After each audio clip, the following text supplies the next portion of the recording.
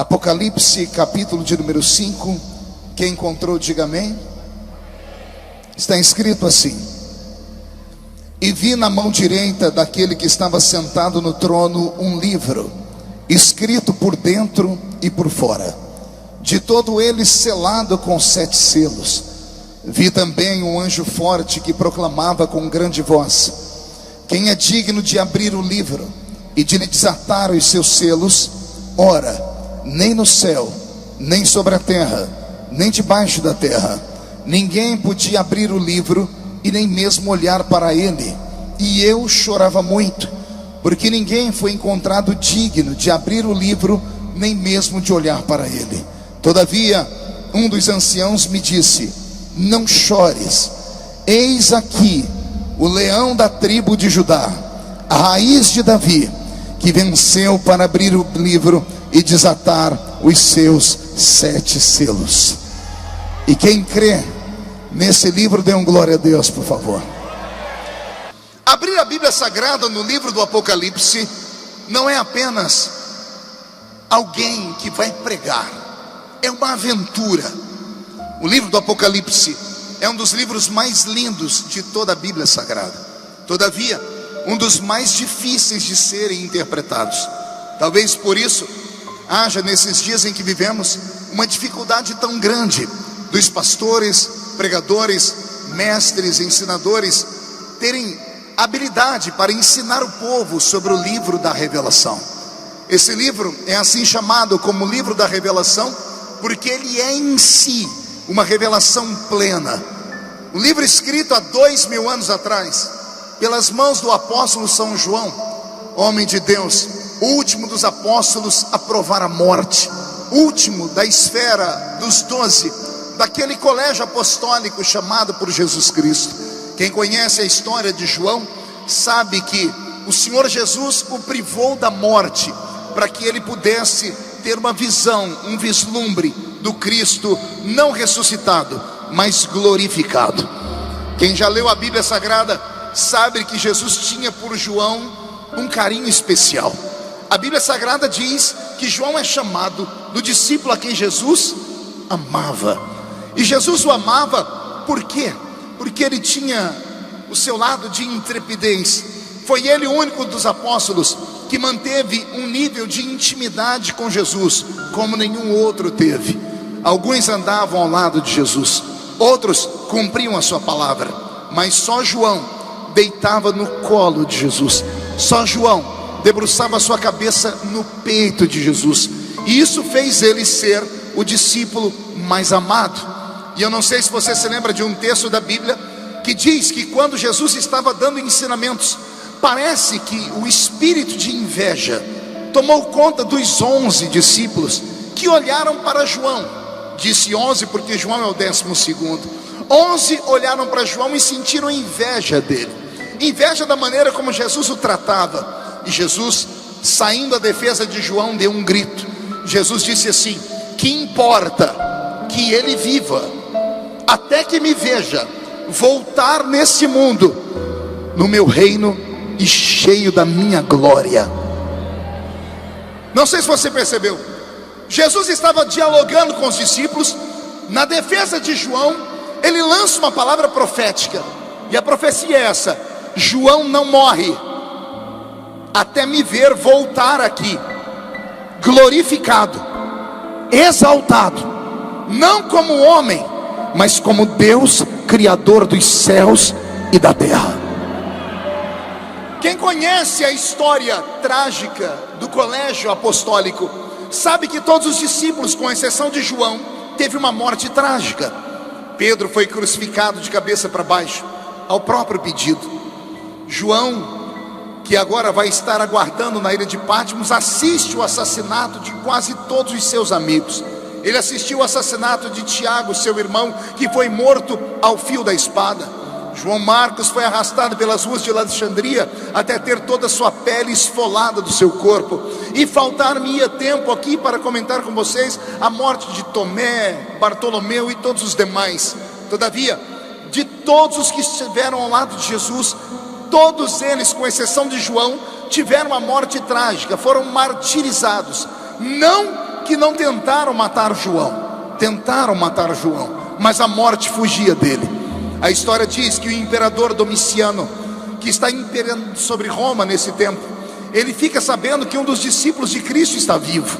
Então ele quer que esse discípulo seja para todo o cristianismo que está nascendo ainda, que ainda não é conhecido como cristianismo, que é chamado de o caminho. Ele quer que João sirva de lição. Então ele manda trazer o velho João, que nesta época pastoreava a igreja de Éfeso, no alto dos seus 90 anos de idade. É Domiciano que manda criar uma espécie de tortura que nenhum dos outros apóstolos haviam passado por ela ainda.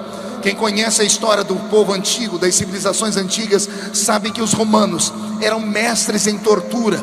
Eles eram mestres em criar aparelhos e métodos de tortura.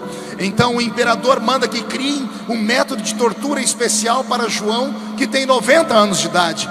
E o método foi criado. Criaram um tacho de azeite fervendo, colocaram na antessala do rei um tacho gigantesco, muito parecido com uma banheira. Colocaram dentro dela azeite fervendo, e foi neste azeite fervendo que jogaram um velho de 90 anos de idade. As pessoas esperavam que ao toque do corpo de João com azeite, a sua carne se descolasse dos seus ossos e ele então morresse instantaneamente. Todavia, o susto que tomou conta daquele palácio ecoa até os dias de hoje, porque quando jogaram João dentro do tacho de azeite fervendo, primeiro, João não morre. Segundo, o historiador diz que João senta dentro do vaso, dentro daquele lugar de azeite, e começa a tomar um banho de azeite quente. Eu acho que foi o primeiro banho de óleos da história.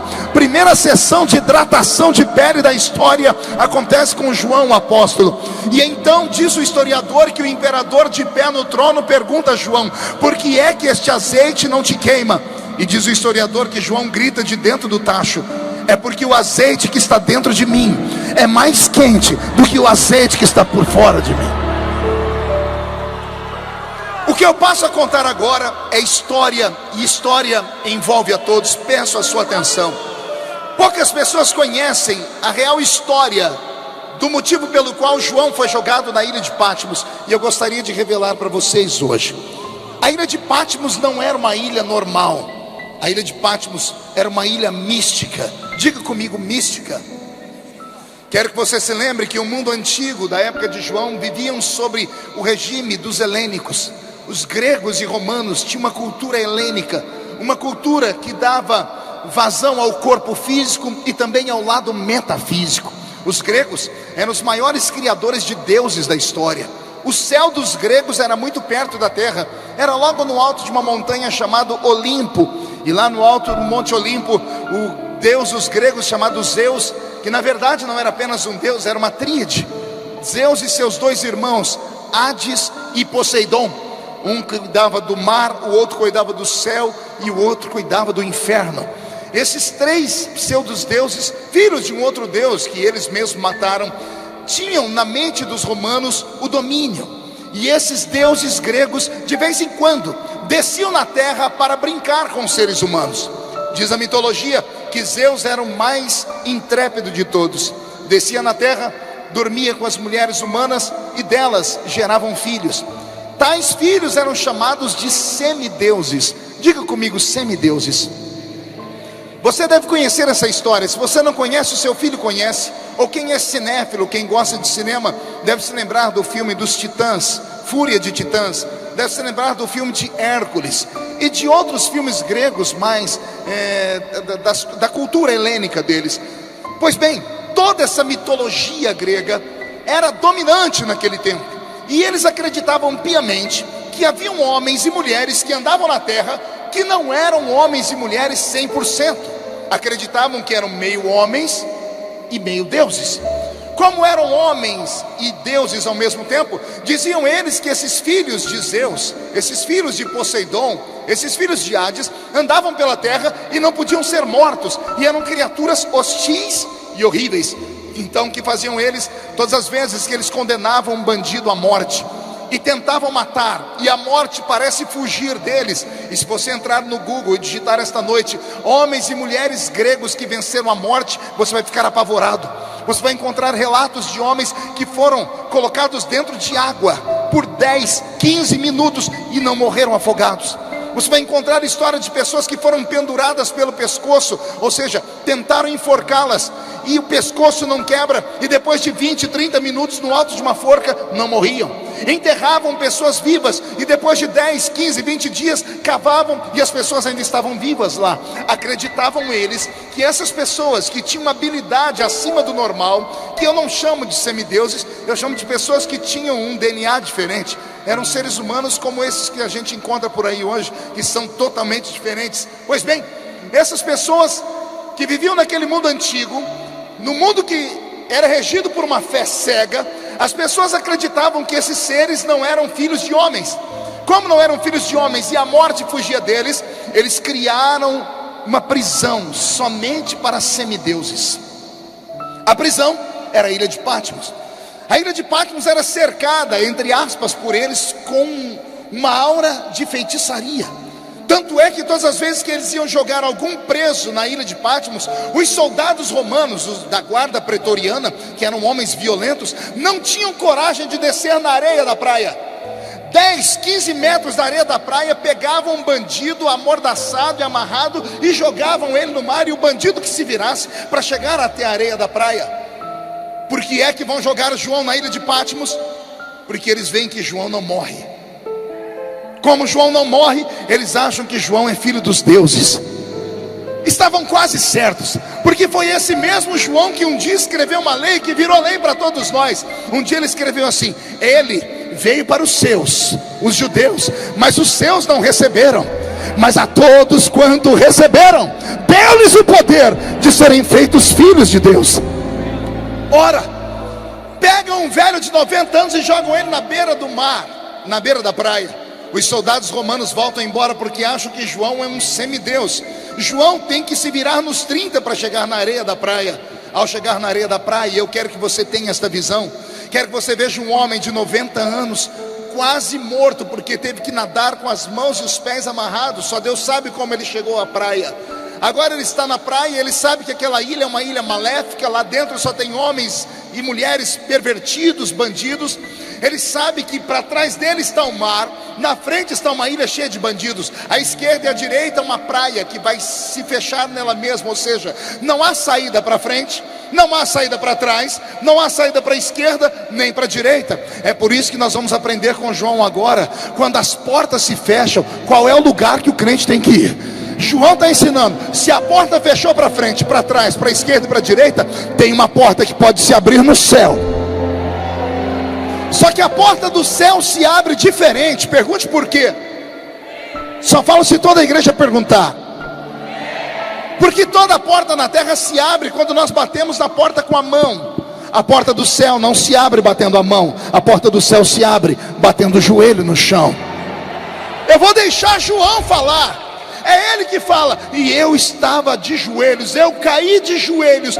Olha o que acontece: quando ele cai de joelhos no chão, ele bate na porta do céu e ele escuta uma voz. Vou deixar João falar. E eu ouvi uma voz por detrás de mim, e virei para ver quem era. E quando eu olhei, lá estava ele, cabelos brancos como a lã branca, olhos como chama de fogo, pés reluzentes como latão que saíra de uma fornalha.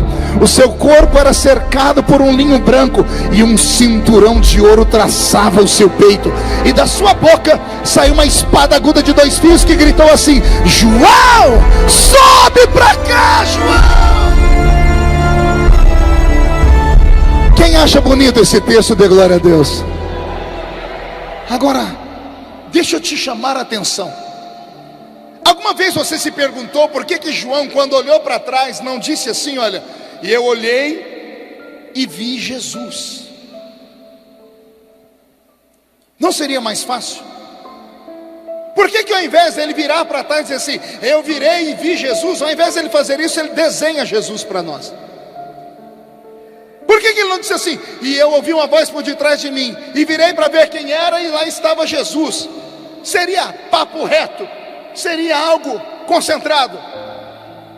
Por que ele não faz isso? Por que ao invés de falar isso, ele resolve olhar para trás e desenhar Jesus? Ele diz: eu olhei e vi um homem de cabelo dessa cor, roupa dessa cor, pé dessa cor, olho dessa cor. Por que é que ele desenhou Jesus? Quer perguntar para mim? Só falo se todo mundo perguntar. Só se perguntar fazendo biquinho. Ah, que povo fofo. Eu vou mudar para Botucatu, viu? Oh glória, vou congregar na sua igreja. Pronto. Então vem comigo.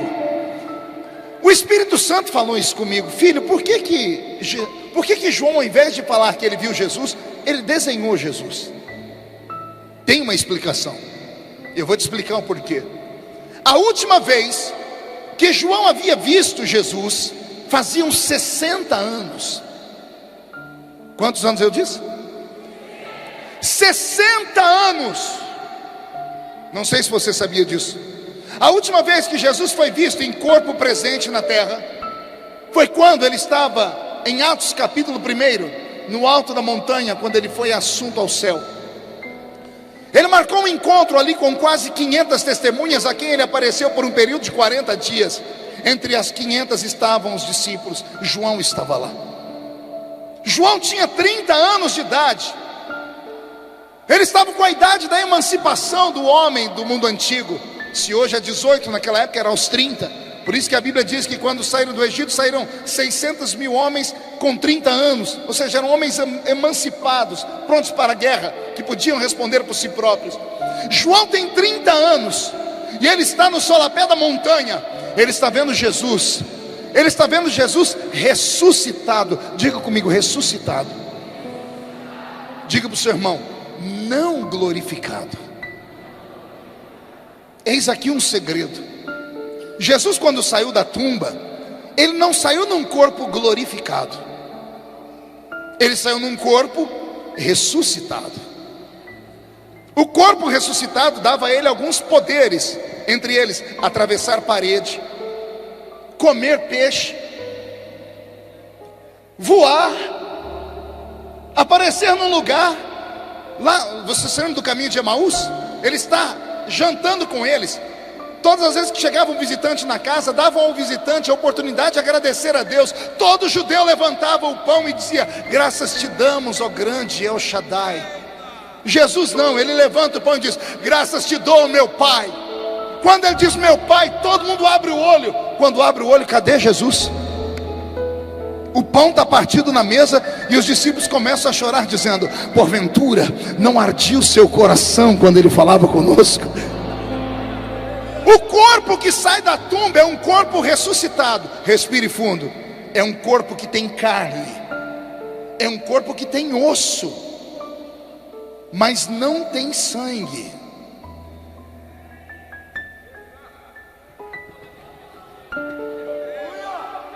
Existem alguns segredos na Bíblia que os crentes ainda podem aprender.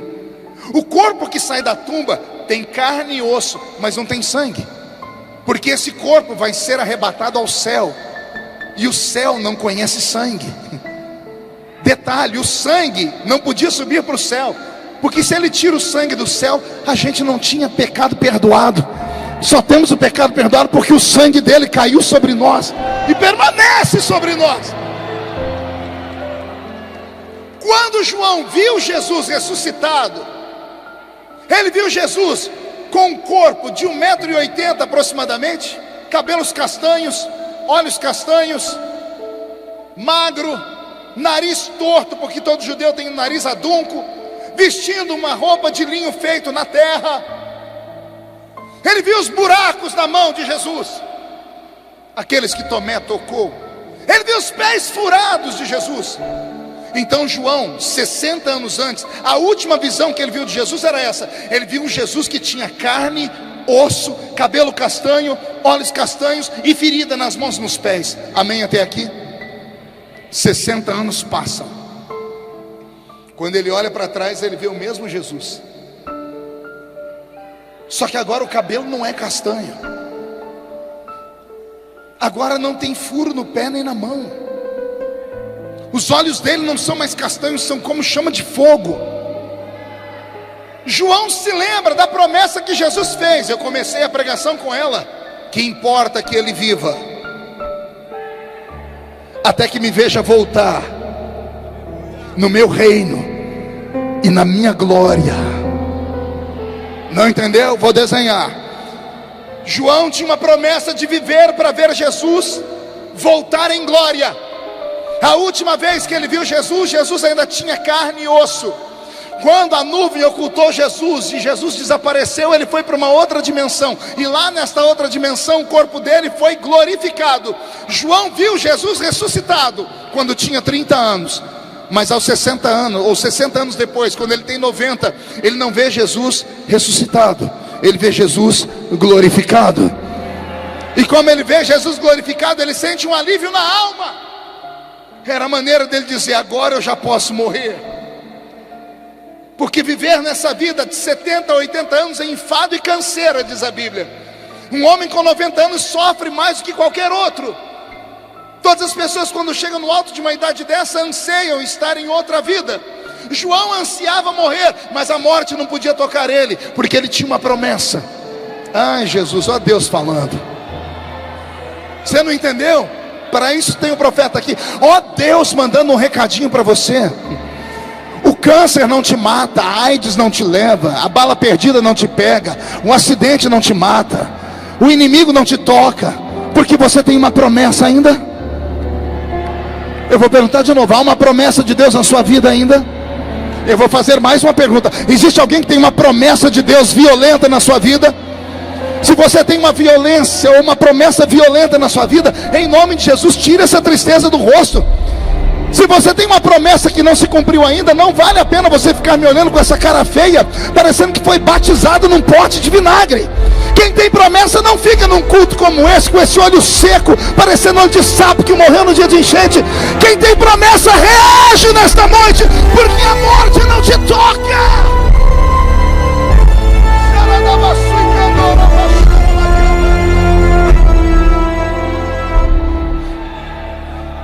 E por falar em promessa, eu já volto para Apocalipse. Por falar em promessa, dia desse eu estava andando nos corredores da Câmara dos Deputados. Passei perto de uma sala de comissões. Um grupo de deputados estavam reunidos. Quando eu passei, eles me viram e disseram: pastor, o senhor pode entrar aqui? Entrei. Estavam todos desesperados com a Lava Jato, com o Janot, com o Sérgio Moro, com o Fachin. Então todo mundo desesperado. E eles falaram: senhor pastor, o senhor pode fazer uma reza braba para nós? Eu falei: vamos rezar agora. Pô, mas vocês querem reza braba mesmo? Nós queremos daquelas braba. Foi: faz um círculo aqui, deputados. Fizeram um círculo, pegaram da minha mão e disseram: e agora, pastor? Agora vocês fecham o olho que eu vou rezar. Mas eu fiz uma reza braba. Daquela que quando Jesus vem, eu bato o pé no chão e falo em língua estranha. Quando eu terminei de orar, eu abri o olho, os deputados soltaram as mãos e estavam fazendo assim, ó. Uns limpando o olho, dizendo: nossa pastor, essa reza foi brava, arrepiou tudo. Aí um falou assim: ô pastor, como é que faz para a gente ter o corpo fechado igual o senhor tem? Eu falei: como é que é? O senhor tem corpo fechado. Eu falei: por quê? Porque nada pega no senhor.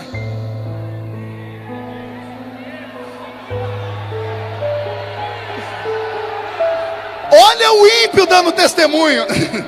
Pastor, tudo que já aconteceu com o senhor, se acontece com a gente já estava morto. Tinha perdido o parlamento, casamento, trabalho, tinha perdido tudo. Mas tudo que acontece com o senhor, hoje a gente até faz aposta. Quando acontece alguma coisa com o senhor, diz assim: quanto tempo vocês acham que ele já está em pé? Em 2, 3 dias já está de pé. Por que é que nada pega no senhor, pastor? Eu falei para eles assim: nada pega em mim por causa de uma coisa: eu tenho uma promessa de Deus.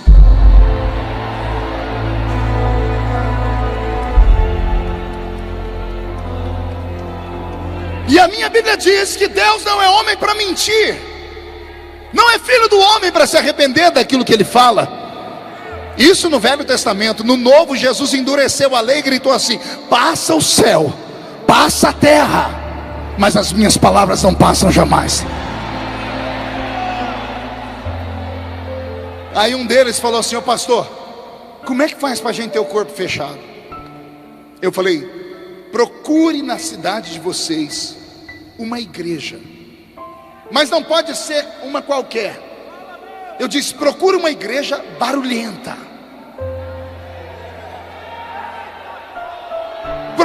Geralmente igreja muito barulhenta é pequenininha, porque as grandes não querem mais barulho, mas as pequenininhas ainda tem barulho. Procura uma igreja caindo aos pedaços, que a placa está até torta. Veja se dentro dessa igreja tem umas mulherzinhas de coque na cabeça. Se tem uns irmãozinhos com a gravata, que às vezes o nó da gravata é maior do que o pescoço. O senhor vai falar com eles falam Jesus. Eles vão ler a Bíblia, vamos ler a Bíblia no livro de Êxodo. Procura gente desse jeito. Aí uns falam, pastor, na minha cidade tem umas igrejas desse jeito. O que a gente faz? Nada, só entra e senta. Mas pastor, não tem que fazer nada disso não, porque se essas igrejas são das minhas, quando você entrar lá dentro, Deus vai tomar alguém e vai falar com você. Eu quero saber se tem alguém que tem promessa de Deus de verdade aqui. Então não dá um grito agora, não dá um berro de glória a Deus para acordar Botucatu.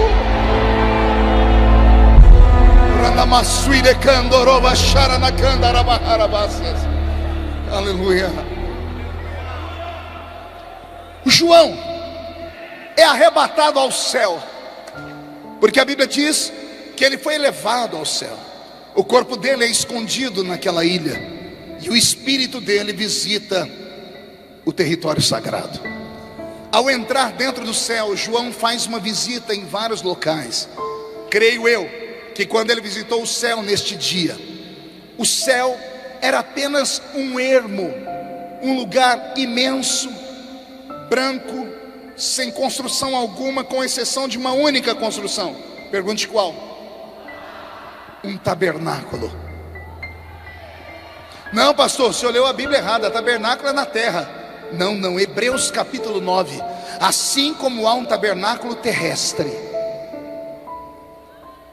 Se o escritor diz que tem um tabernáculo terrestre, é porque tem um celeste. E o tabernáculo celeste foi...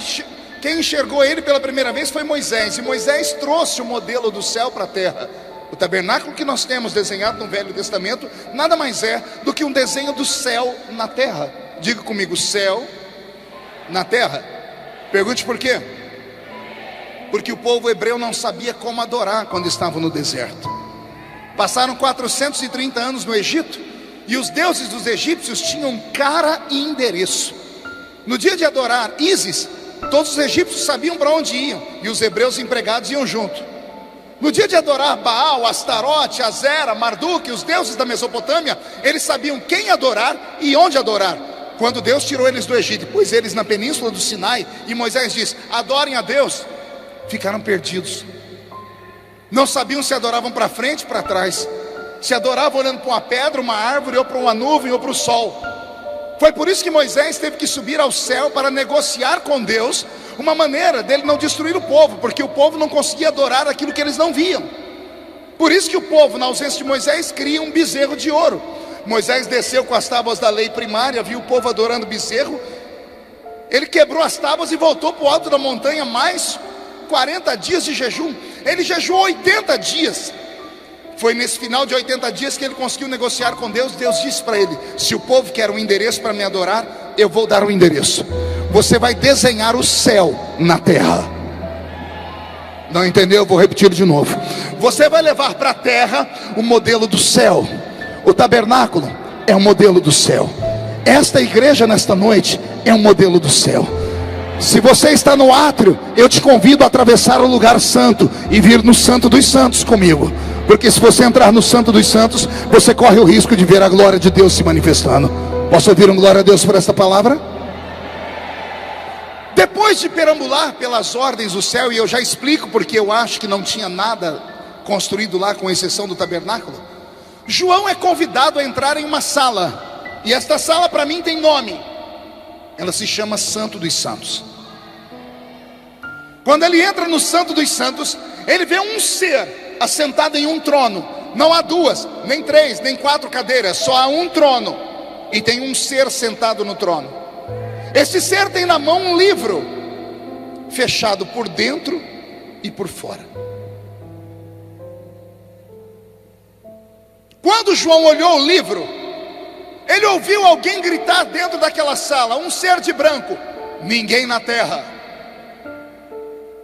nem em cima e nem debaixo dela, pode olhar o livro, pode abrir o livro, ou pode ler o que está escrito dentro deste livro. Olha o que João diz: quando eu ouvi isso, eu me desesperei, e eu chorava muito. Já viu alguém falar disso? Nossa, eu chorava muito. Chorava muito é clamor, ou mais forte do que clamor, clangor.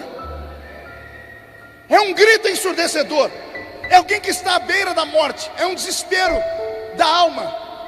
O que é que faz um homem que está dentro do céu chorar desse jeito? E comento uma coisa com vocês: foi a primeira e a única vez que alguém chorou dentro do céu.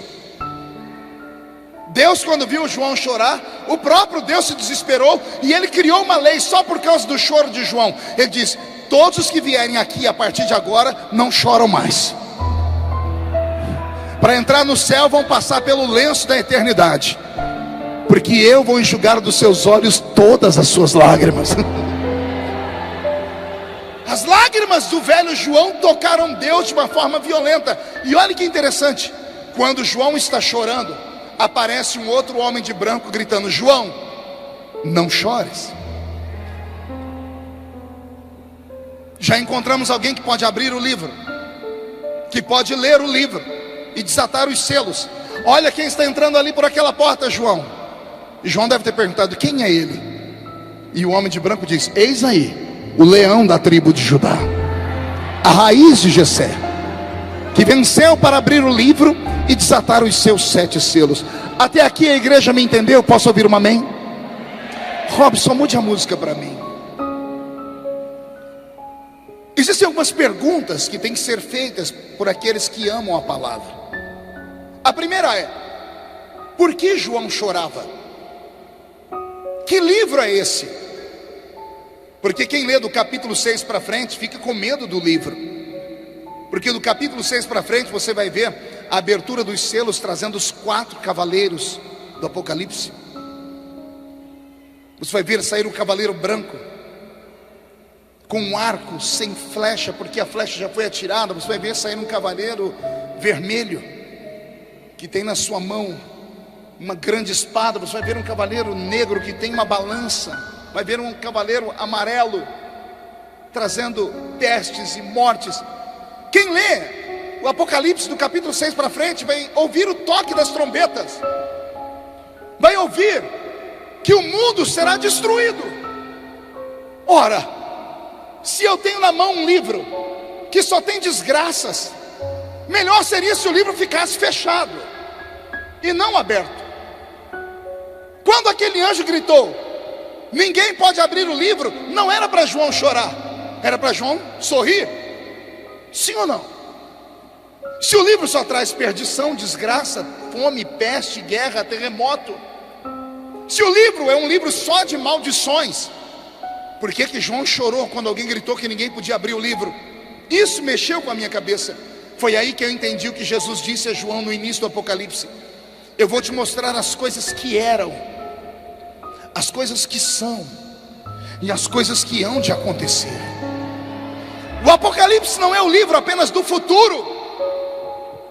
O Apocalipse é uma mistura do passado, do presente e do futuro. Por isso que é um livro difícil de ser entendido. O capítulo 5 do Apocalipse fala de um livro que não é apenas um livro de misérias e de desgraças. Eu sei porque João chorava, porque João não viu um livro de misérias, ele viu o livro mais lindo já escrito no universo. Ele viu um livro escrito pelas próprias mãos de Deus. Sou capaz de arriscar a cor da tinta que foi usada para escrever aquele livro. Posso afirmar às senhoras e os senhores que a tinta usada para escrever aquele livro tinha a cor vermelha. Aquele livro não era um livro normal. Em teologia alta, nós chamamos o livro de livro da redenção da humanidade. Só que como é teologia alta, a gente que é pobre da roça não entende. Então eu prefiro ficar com o apelido do livro. Quer ver como funciona? O livro da redenção da humanidade tem um apelido, pergunte qual? Livro da vida. Melhorou?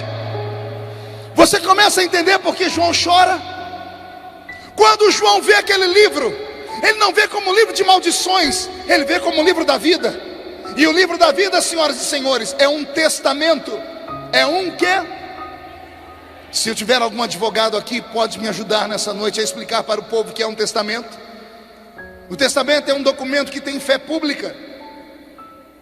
O testamento é feito por duas pessoas, o que está atestando e o que é testemunha daquele testamento. O que está atestando o testamento está dizendo assim: eu construí um patrimônio em vida, e quando morrer, quero que esse meu patrimônio vá para fulano de tal. Quem está fazendo o testamento é alguém que tem fé pública, um advogado. O testamento é feito, é lacrado e colocado em um cofre. Embora o nome da pessoa que está dentro daquele testamento seja o dono da casa, da fazenda, do carro, mas só em um futuro. Porque o testamento só tem validade quando ele é aberto, e ele só pode ser aberto quando aquele que atestou morre. Começou a entender aí ou não? Vou explicar. O livro da vida é um testamento. O que tem dentro dele é um bem. E quem vai herdar esse bem, o nome está escrito lá dentro também. Só que esse livro só tem finalidade ou funcionalidade se alguém abrir ele. Mas só pode abrir aquele que tem o bem que está escrito lá dentro. E qual é o bem que tem dentro do livro da vida? A vida eterna. Só que há uma lei estabelecida por Deus na terra que diz que todos pecaram e destituídos estão da... A alma que pecar esta, o salário do pecado é a... Então olhe para o seu irmão e diga: ninguém pode abrir o livro. Você entendeu? Tem um promotor no céu gritando com o juiz que está segurando o livro: senhor juiz, ninguém pode abrir esse testamento. E o juiz perguntando: por que não? Porque não foi encontrado ninguém digno de dar o que está escrito aí dentro. O que está escrito aí é a vida, não é? Sim. Quem é que pode dar a vida se todos pecaram? Todos estão destituídos. Ninguém pode dar o que está escrito aí. Por isso esse promotor grita: ninguém na terra, nem debaixo e nem em cima dela, pode sequer olhar para este livro. Oh meu Deus, estou com o corpo arrepiado. Porque quando esse promotor estava vencendo o debate, não é que aparece um advogado lá, e o advogado diz assim: ô seu juiz, o promotor está errado, já encontramos alguém. Se não tem na terra, nós achamos ele no céu. Se não tem ninguém que pode dar a vida, tem alguém aqui que pode. Pastor, o que estava escrito nesse livro? Além da vida eterna, estava escrito o seu nome. Ah, não te deixei feliz? Então deixa eu te deixar mais feliz. Além do seu nome, está escrito o nome da sua família. Não, pastor, mas a minha família não é crente. Quem te disse que ainda não é? E a outra promessa: crê no Senhor Jesus e será salvo tu e tua casa. O nome do seu filho está escrito lá, sim, porque o livro foi escrito desde a eternidade passada, porque o Cordeiro foi morto antes da fundação do mundo. Ou seja, é uma carta marcada. Não há motivo para você se desesperar, não há motivo para você ficar aqui com essa boca travada. Segura aí, essa boca de aço, essa língua de ferro, esse queixo de concreto. Eu sei que muita gente já não tem mais prazer de ir no culto. É por isso que os crentes hoje em dia só conseguem entrar na igreja. Pastor, o que o senhor está falando? Posso? Todo mundo consegue entrar na igreja. Aliás, dia desse eu estava num culto, tinha 2 cachorrinhos assistindo o culto, sentado bem na frente do altar. Aí eu falei: ó, nós temos até o cachorro crente aqui dentro. Eu falei: sabe por que esses cachorros estão aqui na igreja? Porque a porta da igreja estava aberta. Qualquer um entra na igreja. Agora entrar no culto,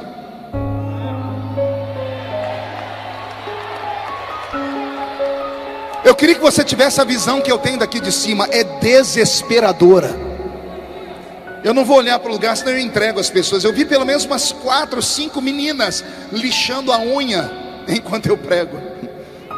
Alguém avise-as que aqui não é um salão de beleza. Eu vi casais de namorados, o namorado passando a unha nas costas da garota dentro da igreja. Eu vi pessoas mascando chiclete, tem gente com um copo de guaraná na mão e comendo pipoca. Ah, pastor, mas aqui não é igreja. Então não te ensinaram direito. Não te ensinaram direito. Porque onde estiver 2 ou 3 reunidos no meu nome, eu estou no meio deles. É o que está escrito aqui nesta palavra. Com todo respeito, eu sou pregador das antigas e sou assembleiano até o tutano dos meus ossos. Você pode até falar, ah, mas está mudado, olha lá, está com a barbinha branca, está sem gravata. Eu posso ter mudado a embalagem, mas o conteúdo ainda é o mesmo. O conteúdo é do menino da Vila Tatu que sobe um monte para orar toda semana ainda. E eu não aceito pregar para zumbis. Os zumbis deviam estar em casa dormindo uma hora dessa. Eu vim pregar aqui para crente vivo. E crente que é vivo não consegue ficar oculto com esse braço cruzado, mascando chiclete ou mandando mensagem de WhatsApp. Aqui não é lugar para você. Aqui é lugar para quem tem o nome escrito no livro da vida. Quem tem o nome escrito no livro da vida, reage nesta noite. Me ajuda, pelo amor de Deus.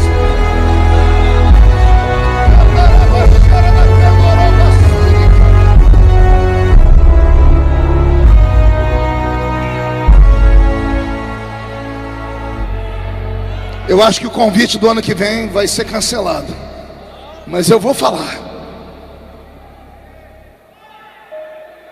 Não suporto mais pregar para ciborgues. Como assim, pastor? A nossa geração é uma geração de robôs. Parece que o pastor tem um controle remoto, ele aperta o botão e fala, fica em pé, a pessoa fica, senta, a pessoa senta. Olha para a esquerda, a pessoa olha para a direita. Fiz de morto. Tem alguma coisa estranha, e muito estranha acontecendo. E não venha me dar essa desculpa que você não é mais como antes, porque agora você é estudado, viu?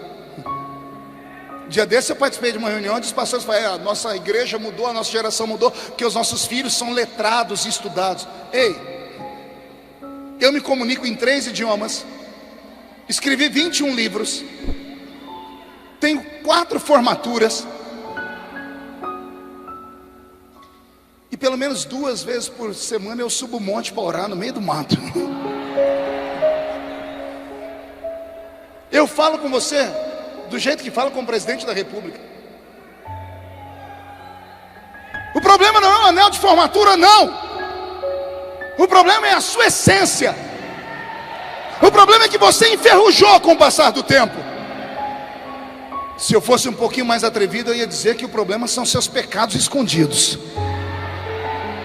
A vida podre e porca que você leva longe dos olhos dos pastores e da igreja.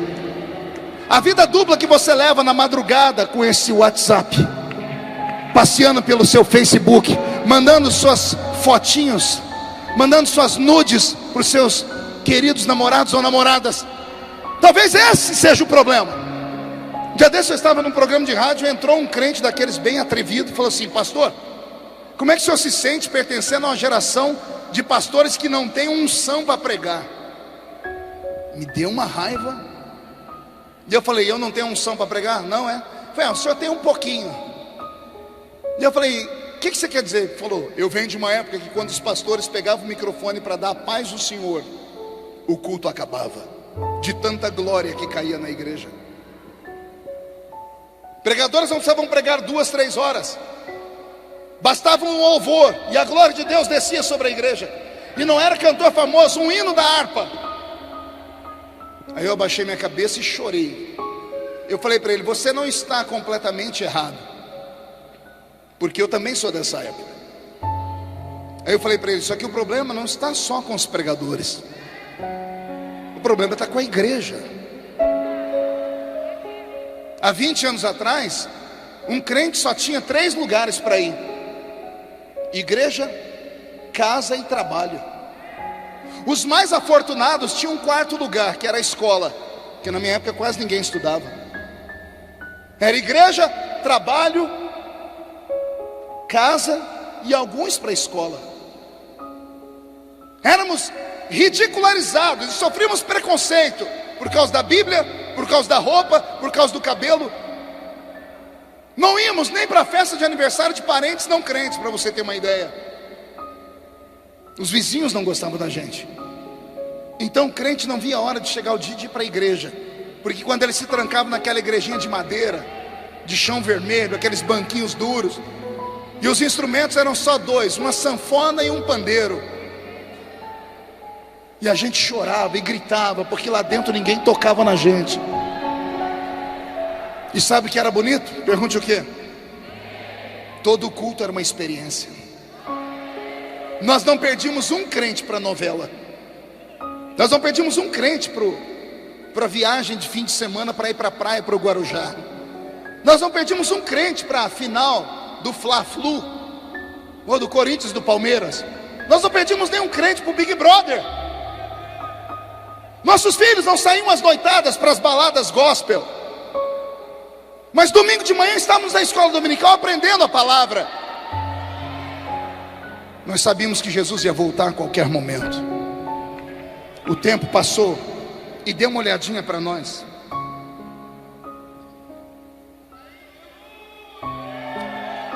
Com todo respeito, olhe que nós temos no século 21 espaços no culto para pessoas portadoras de necessidades especiais, como aquelas irmãs que estão ali. Eu peço perdão a vocês, porque a nossa geração não tem um para chegar e falar: levanta em nome de Jesus. A nossa geração tem ouro e prata, mas não tem um levanta e anda. E podem até achar que eu estou falando demais, mas Jesus está voltando. O Deus que faz promessas cumpre a promessa dele. Vou falar pelo que eu sinto. Alguns que estão aqui não vão provar a morte. Eu sinto que Jesus voltará no nosso tempo. Só que ele não vem buscar uma igreja apática, uma igreja paralisada, uma igreja que fica o culto todo roendo a unha. Não, ele vem buscar uma igreja tomada pelo Espírito Santo. Uma igreja que ainda fala de missões, tem que ser aplaudida. E eu aplaudo vocês porque vocês estão num culto missionário onde ninguém mais fala de missões. Mas se vocês ainda falam de missões, é porque ainda tem um remanescente aqui dentro. E eu faço minhas palavras de Napoleão Bonaparte. Napoleão Bonaparte disse uma vez: me dê 100 homens de guerra e eu ganho o mundo para a França. Digo eu aqui em Botucatu: me dê 100 homens ou mulheres cheios do Espírito Santo e a gente vira o Brasil de cabeça para baixo.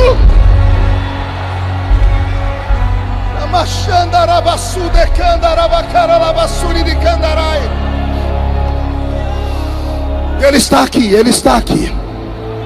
Senhor, dá um sinal da sua presença, meu Pai.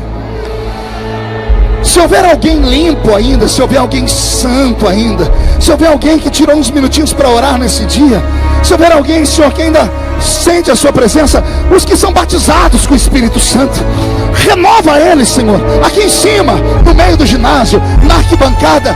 Não deixa perdermos a nossa identidade. Onde houver um crente cheio do Espírito Santo, pega ele agora.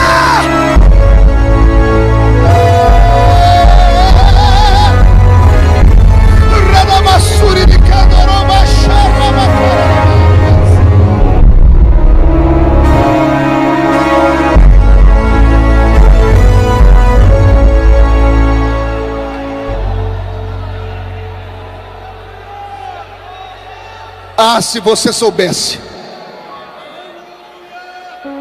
a luta, a dificuldade, o sacrifício, a epopeia que o leão da tribo de Judá teve que fazer para que o seu nome fosse escrito no livro da vida.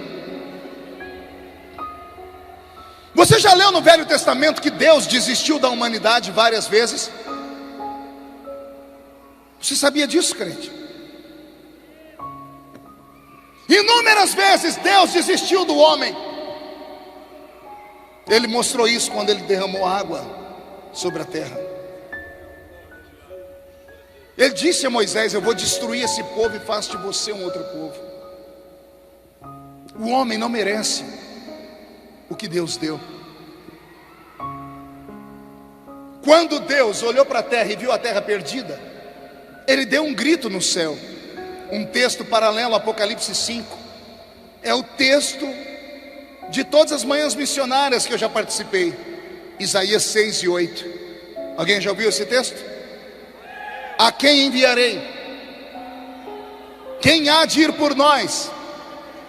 Ao que respondi eu: eis-me aqui, envia-me a mim. Quem já leu esse texto?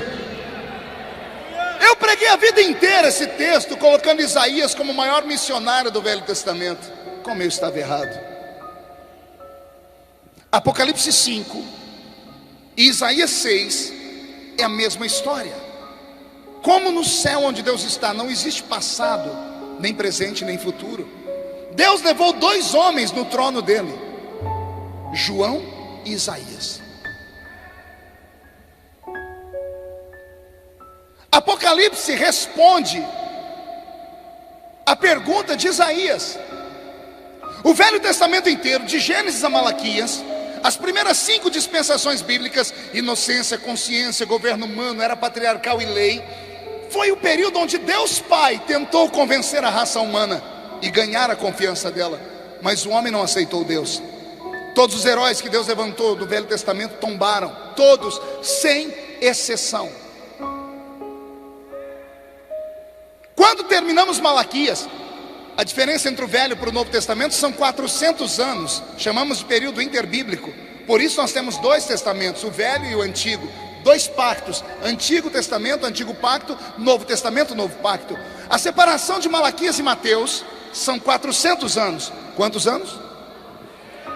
400 anos que Deus ficou sem falar com a raça humana, 400 anos que não houve manifestação de anjos na terra, 400 anos que a nuvem, a Shekinah de Deus desapareceu, 400 anos onde Deus, que se manifestava em forma do anjo do Senhor, teofania, Deus não aparece mais. Por 400 anos Deus abandonou a raça humana.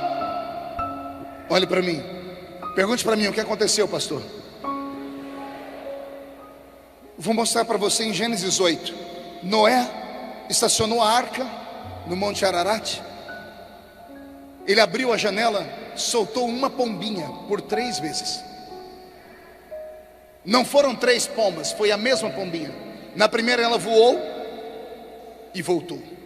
Na segunda ela voou e voltou com um raminho de oliveira no bico. Na terceira vez ela voou e não voltou mais. Isso não está na Bíblia só para as professoras contarem para as crianças na escolinha das crianças. Era Deus dizendo o que aconteceria com a raça humana. Era Deus dizendo: vou abrir o céu por 3 vezes, e por 3 vezes vou descer a terra.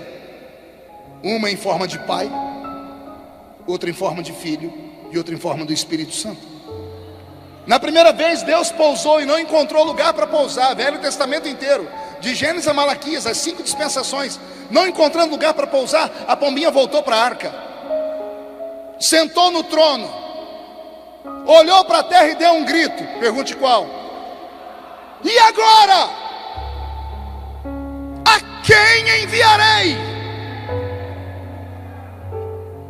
Quem há de ir por nós? O grito do livro de Isaías é respondido lá no livro do Apocalipse, porque do nada o anjo fala aquilo. Deus diz: e agora quem enviarei? Um anjo grita: ninguém, porque ninguém na terra, nem debaixo dela e nem em cima dela, pode olhar o livro ou abrir esse livro. Estava terminada a história, mas como não tinha ninguém, à direita de Deus Pai se levanta um ancião de dias, Jesus. E Jesus diz ao Pai: eis-me aqui. Não entendeu? Vou falar de novo. A pergunta é de Deus: e agora a quem enviarei? O anjo gritou: ninguém, porque na terra não tem ninguém. Como não tinha ninguém, Jesus ficou de pé e disse: então, eis-me aqui, envia-me a mim.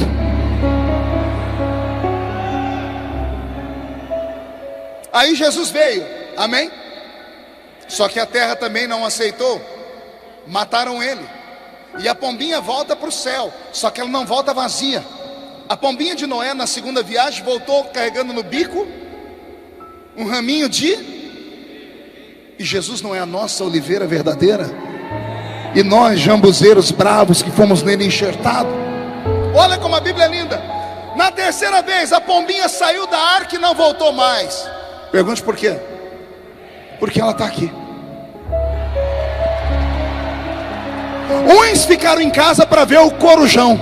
Nós não queremos ver coruja, nós viemos para ver a pombinha do Espírito Santo voar e pousar sobre nós aqui nesta noite. Eu prometo que já estou terminando. Eu fico imaginando, e eu não sei se você já passou pela cabeça dos pastores que ensinam e que pregam, como foi o diálogo de Deus Pai e Deus Filho. Porque Deus Pai veio e o homem rejeitou. Aí vem Deus Filho. O dia que Jesus disse: eis-me aqui, envia-me a mim, eu imagino o Pai falando para ele: mas nós somos um. Quem vê a mim, vê ao Pai. O que é que você pode fazer, meu filho, que eu não pude? Está pronto para entrar numa revelação profunda? Eu imagino Jesus assim: papai, com todo o respeito que eu lhe tenho, o Senhor foi tentar convencer a raça humana e foi com o melhor que tinha. Quando o Senhor foi falar com o homem, o Senhor não desceu entre eles, o Senhor falava do alto da montanha, de cima da nuvem. O Senhor criou uma lei, olho por olho, dente por dente. O homem deveria ter temor, mas o homem não teve temor, o homem teve medo. Temor e medo são diferentes. O pai tem 70 anos, o filho tem 40 anos e é halterofilista. Numa discussão, o pai dá um tapa na cara do filho e o filho põe as mãos para trás e sai de perto. Porque ele tem medo do pai? Sim ou não? Não, porque se ele pegar o pai, ele mata o pai. Mas em temor, temor é respeito. Deus queria que o homem tivesse respeito e o homem passou a ter medo. Por isso que o homem não aceitou Deus. E aí vem Jesus e cria uma nova história. Diz: papai, deixa eu mostrar umas coisas para o senhor. Eu imagino Jesus fazendo aparecer diante dele um globo terrestre, numa visão holográfica. O globo está girando, imagina um globo terrestre aqui. E Jesus tocando num continente da terra, e sai uma foto de uma menina. E Jesus pergunta: papai, por que essa criança chora?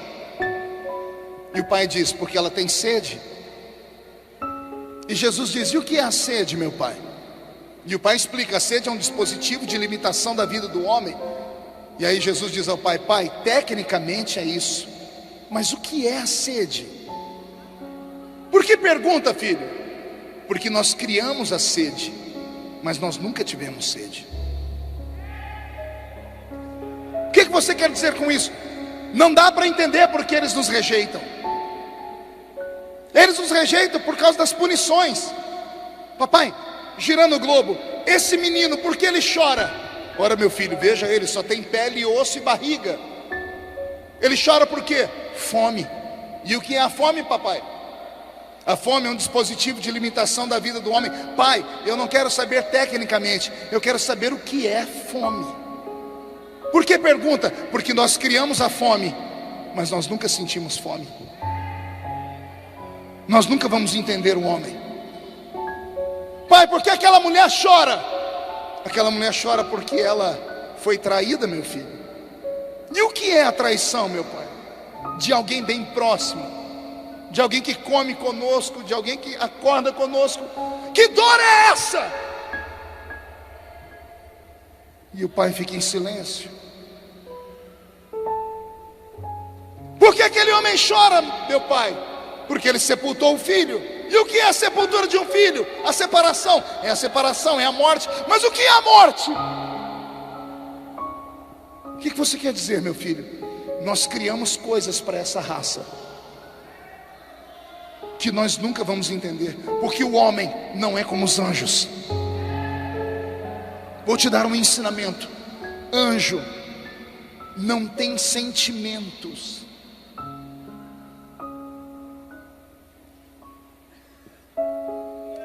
Anjos são seres criados em série. Em todas as civilizações do mundo, em todos os tempos, todas as pessoas que viram anjos desenham eles iguais. Brancos, cabelos brancos, rosto prateado, asa comprida. Já perceberam isso ou não? Os anjos aparentemente foram criados mais ou menos como Deus criou os animais da terra. Quem já viu o leão? Quem já viu 2 ou 3? Tem diferença? Tem diferença entre os elefantes, as girafas, os cachorros da mesma raça? Pegam os shih tzus, são todos iguais. Pega os bacetes, são todos iguais. Pega os gatos, são todos iguais. Parece que os anjos e os animais foram criados em série, com exceção de alguns. A Bíblia dá nome para 3: Miguel, Gabriel e Lúcifer. Na Bíblia católica vamos encontrar mais uns 5. O restante não. No livro de Enoque nós temos o nome de 200, mas o livro de Enoque não está na nossa Bíblia. Então parece que são seres criados de uma forma. Os serafins foram criados para louvar a Deus. Eles não fazem outra coisa. Desde que foram criados, eles só fazem isso: santo, santo, santo, santo, santo, santo, santo, santo, santo. Anjo criado para guerra não faz outra coisa a não ser guerrear. Miguel é anjo de guerra, sim ou não? Gabriel é anjo de guerra? Não. Mensageiro, comunicador, ministro das comunicações do céu. O dia que ele desceu para falar com Daniel, lá no capítulo 10 do livro de Daniel, ele foi bloqueado por demônios. Já viu falar de anjo perder para demônio? Pois lá está. Gabriel ficou preso 21 dias no céu, porque os demônios prenderam ele. Pastor, por que Gabriel não pegou os demônios pela orelha? Porque ele não é de guerra. Quando ele desce para entregar a oração para Daniel, ele diz assim: a tua oração foi ouvida desde o primeiro dia. Eu fiquei preso pelo príncipe do reino da Pérsia, mas o varão Miguel desceu do céu. O ministro da guerra guerreia. Vocês estão entendendo? Anjos não têm os talentos que nós temos. Anjo não tem paladar. Anjo não come. Anjo não tem olfato, porque não precisa de oxigênio para respirar. São seres eternos. Os animais irracionais são diferentes de nós também. Animal irracional não tem intelecto, não tem espírito, são alma vivente. Tanto é que quando Deus foi fazer os animais, Ele pediu uma mãozinha para a terra. Ele diz: terra, gera os animais aí. Os animais são frutos da terra e são chamados de alma vivente. Não minta para o seu filhinho dizendo que o totó foi para o céu dos cachorrinhos, porque não tem céu para cachorrinho, tá bom? Porque a vida dos animais começa aqui e termina aqui, porque eles não têm espírito. Eles vivem por instinto. Anjo é espírito. Os anjos foram criados assim, ó.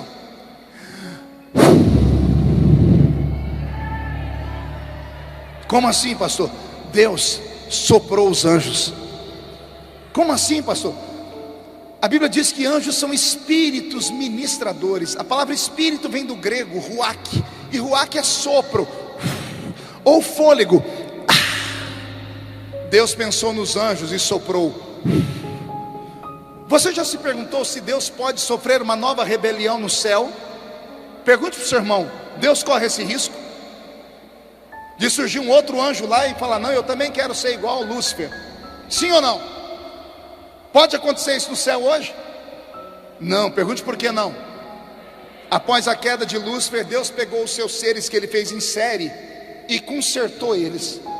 Alguém já estava assistindo televisão e de repente apareceu: General Motors convoca todos os clientes que compraram um carro, ano tal, modelo tal, que procurem uma concessionária para fazer um recal, porque deu um problema na repimboca da parafuseta. Quando dá um problema num carro, dá um problema em todos. Após a queda, Deus santificou os anjos no caráter. Deus não corre o risco de sofrer outra queda no céu, porque os anjos foram consertados. Amém até aqui? Anjo é espírito, animal é alma. Anjo é eterno, animal tem uma vida que termina aqui. Anjo não mora na terra, ele visita a terra. Vem aqui, fica do seu lado. Quando você dorme, ele tibum para o céu. Vai lá receber recarga do céu. Anjo se alimenta. Pergunte do quê? Só fala se todo mundo perguntar. De glória. Pastor, isso aí é forçação, né? Não é. Anjo se alimenta de glória, e eu provo na Bíblia. Se eu provar, vocês prometem dar um grito para deixar o irmão do seu lado meio surdo? A ciência moderna diz que o homem é o que o homem come. Sim ou não? Olha para a irmãzinha do seu lado e para o irmãozinho, você vai ver a dieta dele, né? Esse corpinho em forma de um botijão de gás, ou de uma tábua de passar roupa. Isso aí é por causa da comida. Mulheres, a minha esposa veio falando dentro do carro: meu amor, a médica disse que está faltando vitamina D na família inteira. Pergunte para a pessoa do seu lado por que o cabelo dela é tão bonito. Ela vai dizer: isso aqui é vitamina A. A pele da pessoa fica bonita por causa da alimentação, porque o homem é o que o homem come. Repita comigo: o homem é o que o homem come. Você crê nisso? Tem um homem na Bíblia, eu já citei ele aqui na pregação, que ele fez um jejum de 80 dias. Nenhum ser humano consegue jejuar 80 dias. Moisés jejuou 2 períodos de 40 dias ininterruptos. Deixa ele falar. Deuteronômio capítulo 9, verso 16: eu desci do alto da montanha depois de 40 dias e 40 noites sem comer pão e beber água com as tábuas da lei.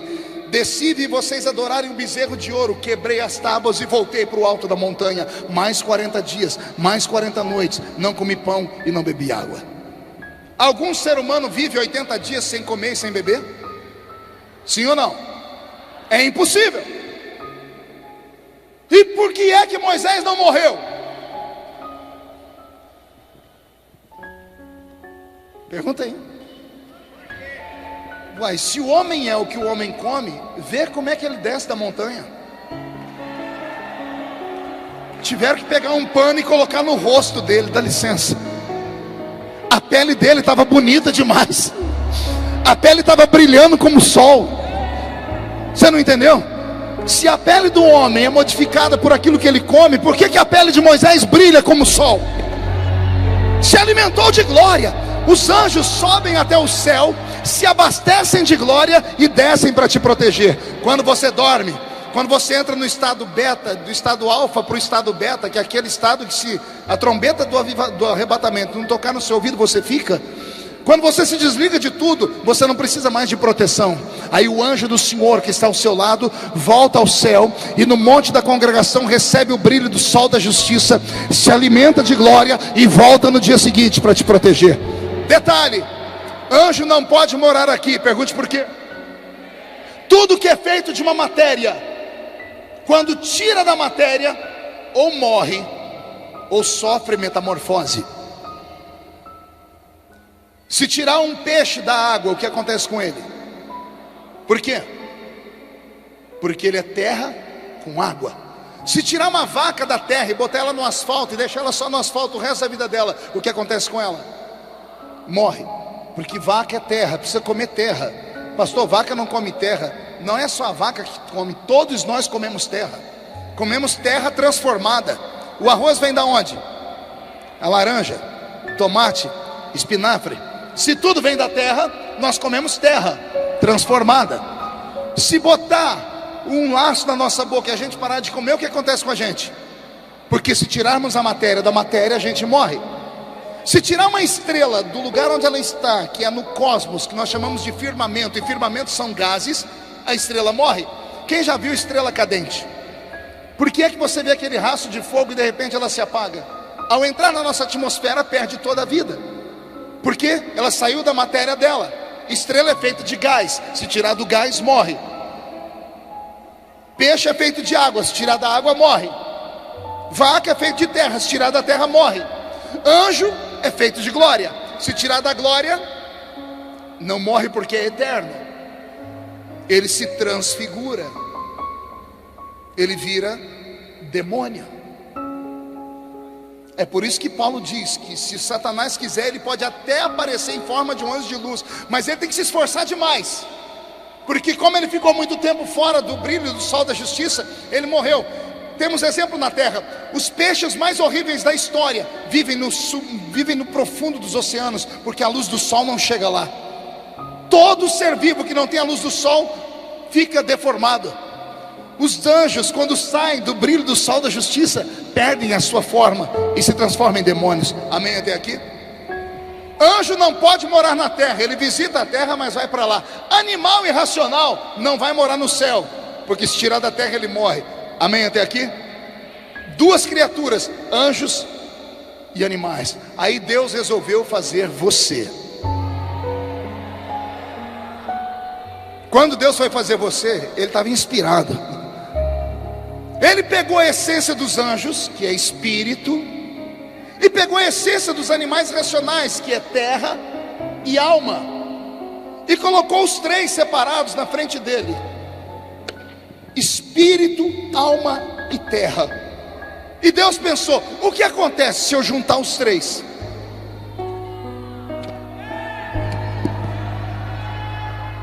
Resultado: nasceu você. Você não entendeu? Vou falar de novo. Com todo respeito aos anjos, eu prego para a raça mais perfeita que Deus criou no mundo. Com todo respeito aos anjos, eles são poderosos. A Bíblia diz que são maiores do que nós em estatura, mas a Bíblia diz que eles existem para uma finalidade. Anjos são espíritos ministradores que ministram a favor daqueles que hão de herdar a salvação. Os anjos estão aqui para te proteger. Os anjos Deus conseguiu consertar. Os animais Deus não precisou consertar, porque eles não têm espírito, agem por instinto. Aí Deus fez o homem. Pense numa raça. Pense numa raça que o próprio Deus diz: eu vou destruir porque eu não estou dando conta. Pergunte: por que Deus não dá conta, pastor? Porque você não é só terra. Dentro de você tem céu e terra. O romancista russo Dostoiévski disse assim: todo ser humano tem dentro dele um vazio do tamanho de Deus. Entendeu ou não? Dostoiévski diz que todo ser humano que nasceu nesse mundo, ou ele busca Deus, ou ele vai começar a adorar um coco, ou ele vai adorar o sol, ou ele vai adorar uma árvore, uma folha seca, uma pedra, porque está no DNA humano a fome de Deus. Por que é que o salmista disse: a minha alma tem saudade do céu? Eu só sinto saudade de um lugar que eu conheço. Sim ou não? Quem aqui tem saudades do céu? Como é que você tem saudades do céu? Simples, você veio de lá. E eu provo: o corpo volta ao pó, mas o espírito volta a Deus. Deus criou uma raça diferente de tudo. Animal só vive aqui, anjo só vive lá. Deus cria uma raça que vive aqui.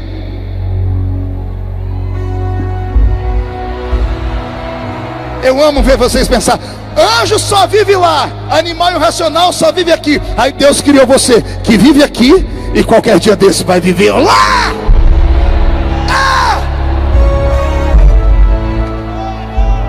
Anjos Deus criou assim, ó. Animais racionais Deus criou assim, ó. Terra, se vira. Quando Deus foi fazer você, Deus fez assim, ó.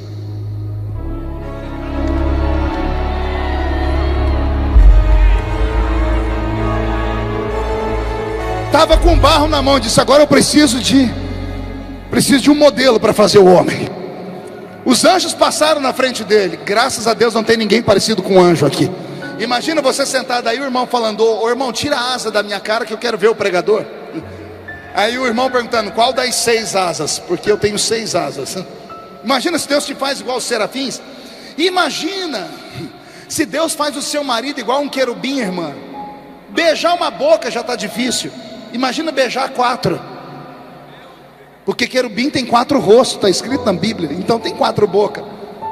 Imagina o senhor chegar em casa e Deus ter feito a sua mulher igual um arcanjo, 3 metros de altura, uma espada de fogo na cintura, e falando assim: e aí, baby? Não houve modelo de anjo. Deus olhou para a terra: muito obrigado, Senhor, porque o Senhor não nos achou parecido com nada aqui. Só o bocó do Charles Darwin, que diz que o tataravô dele foi um chimpanzé. Se ele acredita nisso, ou se alguém mais aqui acredita nisso, eu te respeito. Mas o meu tataravô não era um chimpanzé. Já vou te explicar o que ele era. Deus não fez ninguém parecendo um animal. Apesar que de vez em quando a gente encontra uns seres que a gente fala: esse...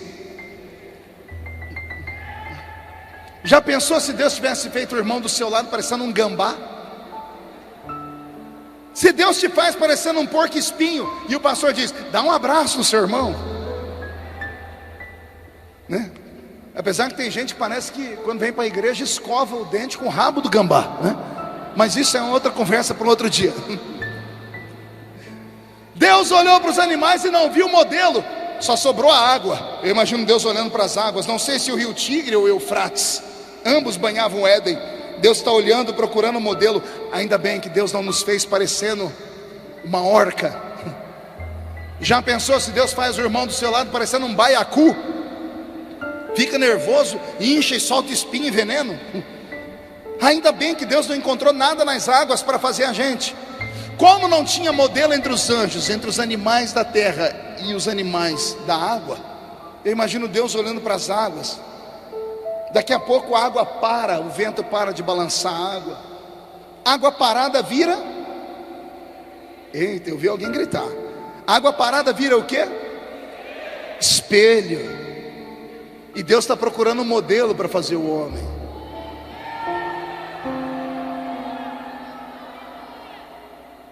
Deus se viu nas águas. Quando ele viu como ele era, ele deu um grito: já tem um modelo. Eia, façamos o homem a nossa imagem, conforme a nossa semelhança. Então, com todo respeito, murcha a barriga e estufe o peito. Você nunca mais vai se sentir o verme do carrapato. Nunca mais vai reclamar que o seu cabelo é um pichainho. Nunca mais vai reclamar que você é gordinho ou magrinho. Você é imagem de Deus. O diabo morre de inveja de você, porque os anjos Deus fez soprando, os animais Deus fez conversando, mas você carrega no corpo a impressão digital das mãos de Deus. O ser humano é a única raça do mundo que carrega no corpo as marcas da mão de Deus. Amém até aqui? Partindo para o encerramento. Depois que Jesus diz ao Pai: nós criamos uma raça que não tem como entender, só há uma maneira de compreender. E o Pai pergunta: como? Eu descer lá, mas eu não vou descer igual o Senhor. O Senhor foi como Deus, eu vou ser um deles. Eu vou descer como homem. Eu vou nascer de uma mulher. Eu vou sentir sede, fome, dor. Eu vou sentir tudo que eles sentem. E eu vou ver se dá conta de existir naquele mundo sentindo tanto sofrimento. E Jesus foi testado e tentado de todas as formas. 33 anos e meio depois ele recebe um prêmio da raça humana, uma cruz no alto do Gólgota. E agora que ele está no Gólgota, temos um problema. Pergunte qual? Ele não pode morrer, porque o salário do pecado é a morte. A alma que pecar, esta morrerá. Mas ele não cometeu pecado. A morte está na frente dele no alto do Gólgota. A morte está usando o seu aparelho, o seu aguilhão, uma foice. Ela chega perto de Jesus e bate a foice no peito dele para cortar o fio de prata que segura o homem nesse mundo. Só que a foice bate com uma parede. A foice da morte se quebra. Pastor, essa historinha é para a gente achar bonitinha, né? Não, está na Bíblia. Paulo está pregando em Corinto, capítulo 15 da primeira carta. Ele está pregando cheio do Espírito Santo, e quando ele olha por cima da cabeça do povo, lá na porta, quem é que está lá? A morte. A morte aponta o dedinho para ele e fala: você. Entendeu ou não? Paulo está pregando, a morte está lá na porta. A morte fala para ele: você, Paulo, depois do culto, vou te matar. Qualquer um sairia correndo. Paulo olhou para a morte e deu um grito. Segura o som. Paulo olhou para a morte e disse assim: ó morte, ó morte, onde está o teu aguilhão, ó morte? Travada foi a batalha na cruz e lá você perdeu. Por isso os mortos podem ressuscitar. A morte não pode matar Jesus, então Jesus se entrega. Por isso que a Bíblia diz que ele se entregou. Ele olhou para o Pai e disse: consumado está, nas suas mãos eu entrego o meu espírito. Quando ele entregou o espírito dele, o véu do templo se rasgou. A terra ficou em trevas por um tempo. 3 dias depois, domingo de manhã, 5 mulheres estão na tumba. A pedra está rolada. 2 homens de branco estão por ali. Um deles grita para ela: por que procurais entre os mortos aquele que vive? Ele não está aqui, ele já ressuscitou. Por 40 dias ele aparece para os discípulos e para 500 testemunhas. Atos capítulo 1, ele termina de dialogar com eles. Ele vai subindo e uma nuvem o encobre e ele desaparece. Os 2 anjos que vieram escoltá-lo olham para baixo, descem e começam a tocar nos homens e mulheres que estão ali, dizendo: varões galileus, por que estáis olhando para cima? Esse mesmo Jesus que dentre vós foi assunto ao céu, do jeito que ele foi,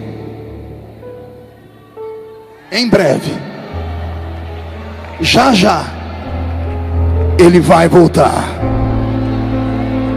E Paulo diz como vai ser: dada a palavra de ordem, o mesmo Senhor descerá do céu com alarido, voz de arcanjo e trombeta de Deus. Os que morreram em Cristo ressuscitarão primeiro, depois nós, os que ficarmos vivos, seremos transformados e arrebatados seremos, e estaremos para sempre com o Senhor Jesus nos ares. E se a trombeta tocar essa noite, daqui só 2 crentes subirem, um sou eu, quem é o outro? Vem atrás, deixa eu ver. Então dá um grito mais alto do que esse.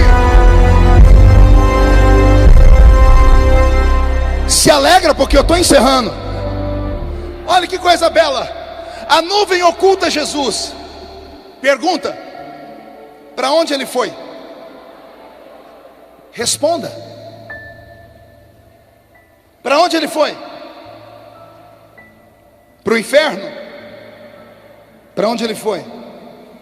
Não ouvi. Qual céu? O céu atmosférico? O céu cósmico?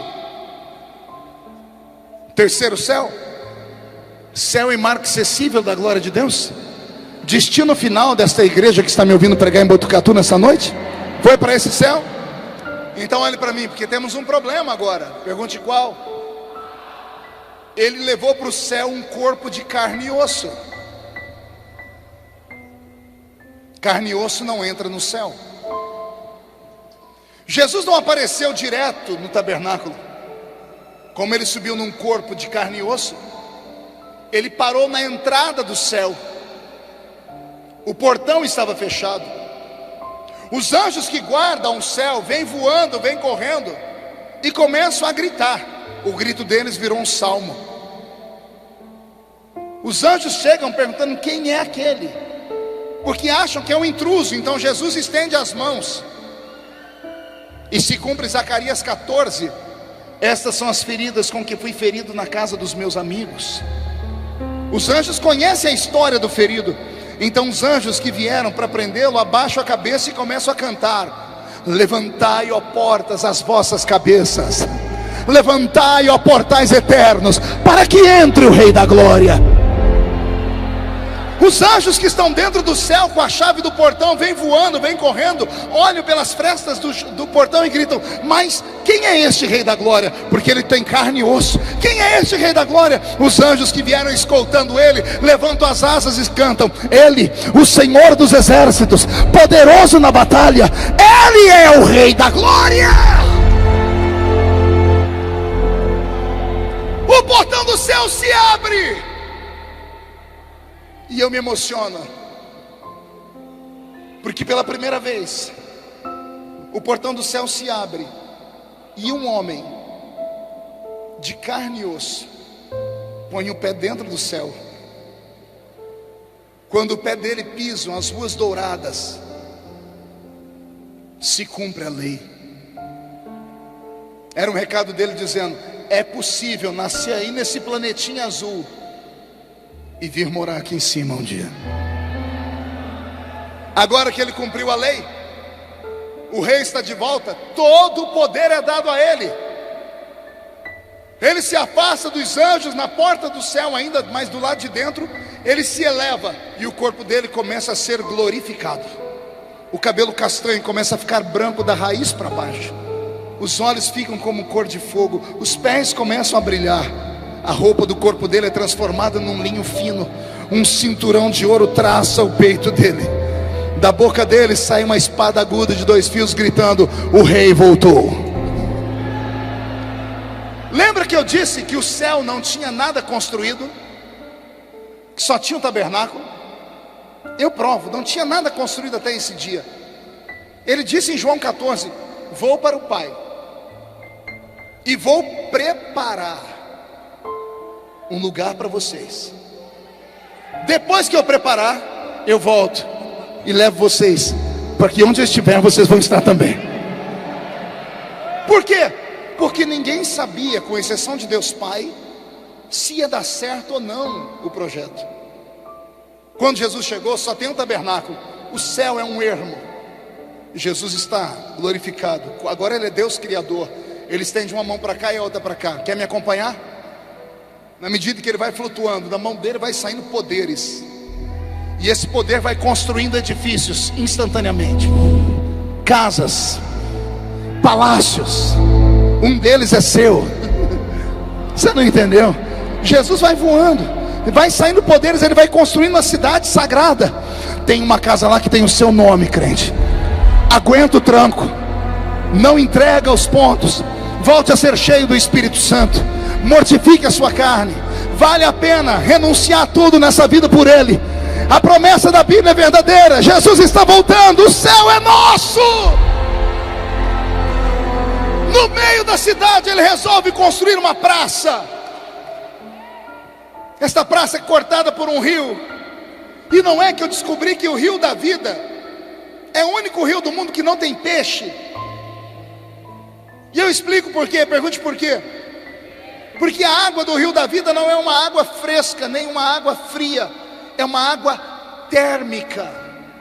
A água do rio da vida é uma água quente. E eu posso provar. 2 profetas viram o trono de Deus. Um deles foi o profeta Ezequiel.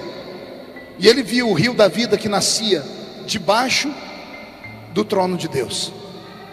Sim ou não? E eu vi um rio que nascia debaixo do trono de Deus. E por onde ele passava, tudo que era morto vivificava. Só que o profeta Isaías também viu o trono de Deus. E ele enxergou debaixo do trono de Deus outra coisa. Ele diz que um serafim voou com uma tenaz na mão e pegou debaixo do trono de Deus uma o quê? Uma brasa viva. Mas calma aí. Se debaixo do trono nasce o rio, e debaixo do trono tem pedra quente, a água nasce, passa pelas águas quentes, e o rio é um rio de águas térmicas. E tem uma explicação para isso. Os mais velhinhos aqui já devem ter ido no médico. O médico disse: se puder, vai em Caldas Novas, vai tomar um banho nas piscinas de água quente, porque a água quente reconstrói tecidos, amortece o tempo, desenferruja as juntas e medulas. A água quente é água que cura. Existe um rio naquele céu, onde todos nós vamos nos banhar nele, porque todas as feridas que esse mundo maldito deixou em nós será curada quando entrarmos naquele lugar. Não perde a sua esperança. Eu encerro dizendo que agora Jesus vai entrar no tabernáculo. Ele passa pelo átrio, onde estão os 24 anciãos. Ele atravessa o lugar santo, onde estão os 7 Espíritos de Deus, 7 anjos poderosíssimos. E ele entra no Santo dos Santos. Está preparado? Só que para entrar no Santo dos Santos tem uma porta. Quem abriu essa porta, ou o véu, foi um dos anjos que vieram escoltar ele. Enquanto um abriu, o outro entrou. Quando o outro entrou, ele viu um homem caído no chão chorando. E esse que gritou, que viu o homem chorando, voou até ele e disse assim: João, não chores. Como não chorar? Você é anjo, você já mora aqui. Se esse livro não for aberto, não vai ter igreja, não vai ter língua estranha, não vai ter salvação, não vai ter congresso em Botucatu, não vai ter glória. Aí o anjo diz: fica tranquilo, já encontramos alguém que pode abrir o livro. Quem é? Olha quem está entrando lá. Eis ali o leão da tribo de Judá, a raiz de Jessé, que venceu para abrir o livro e desatar os seus 7 selos. E quem crê nessa história, diga: eu creio. Fique de pé, por gentileza. Incline a sua cabeça.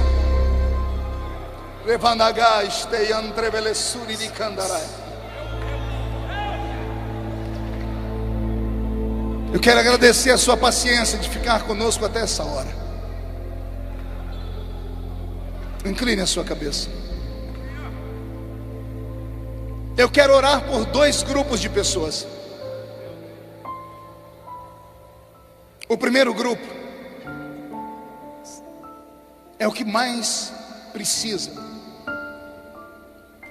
porque não tem nada pior em uma guerra do que um soldado ferido. O soldado ferido tira 2 soldados bons da batalha, porque tem que carregar ele. Eu não sei se alguém vai ter coragem de vir à frente do altar, mas eu não posso ter medo de perguntar. Tem um grupo de pessoas aqui que, enquanto me ouviam pregar, começaram a dizer para si mesmo: eu já fui melhor do que isso. Eu já sonhei mais. Eu já preguei, profetizei, cantei.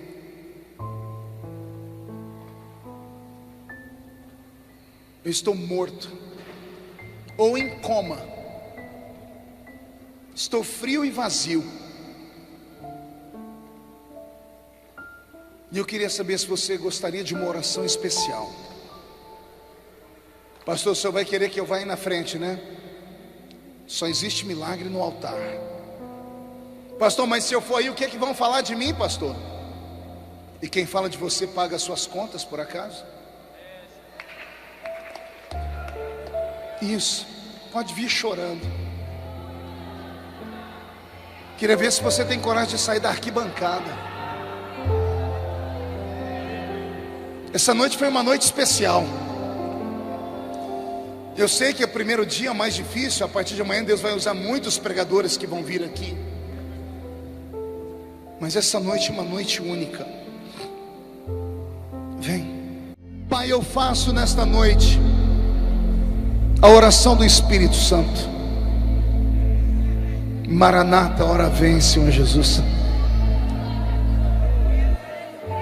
Pai,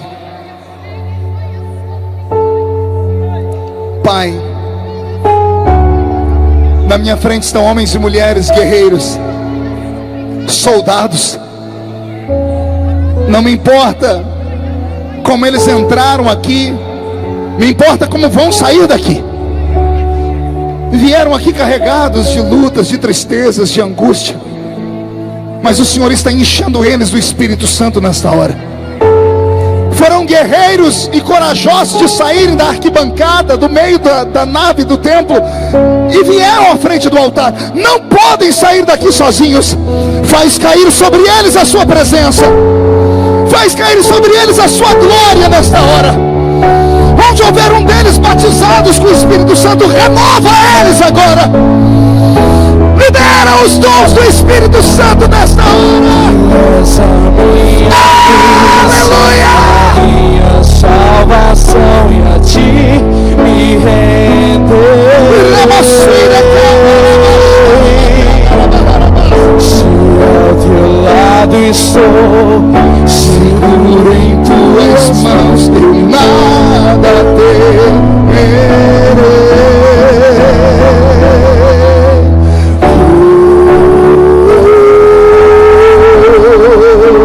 Tu és santo, ó Senhor. Senhor, visita os crentes na galeria. Visita este altar. Põe a sua glória dentro de nós nesta noite.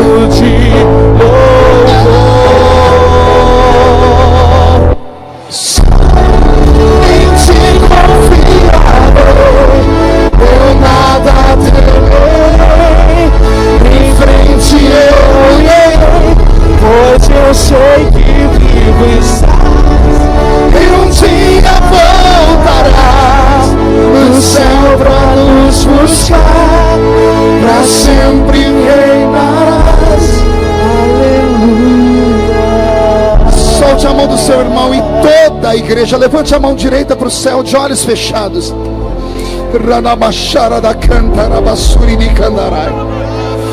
Diga comigo em nome de Jesus: todos os demônios que lutaram contra a minha vida, contra a minha salvação, contra a minha família, contra este congresso. Eu ordeno, venha para a palma da minha mão agora, feche a sua mão com força. Eu vou contar até 3, você vai jogar no chão e vai pisar em cima. E depois que você pisar em cima, eu queria que você abraçasse pelo menos 3 pessoas e falasse para elas: o arrebatamento da igreja está próximo, Jesus está voltando. Maranata, ora vem, Senhor Jesus. Você nunca mais será o mesmo. 1,5, sua família sentirá orgulho de você de novo. 2, quem viver verá, para ver o renovo e a renovação que vai descer sobre a sua congregação, sobre a sua casa. 2,5, Botucatu será chamada de capital do avivamento no estado de São Paulo. 3, jogue no chão, pise em cima, abrace 3 pessoas, profetize sobre elas. Em frente eu irei, pois eu sei que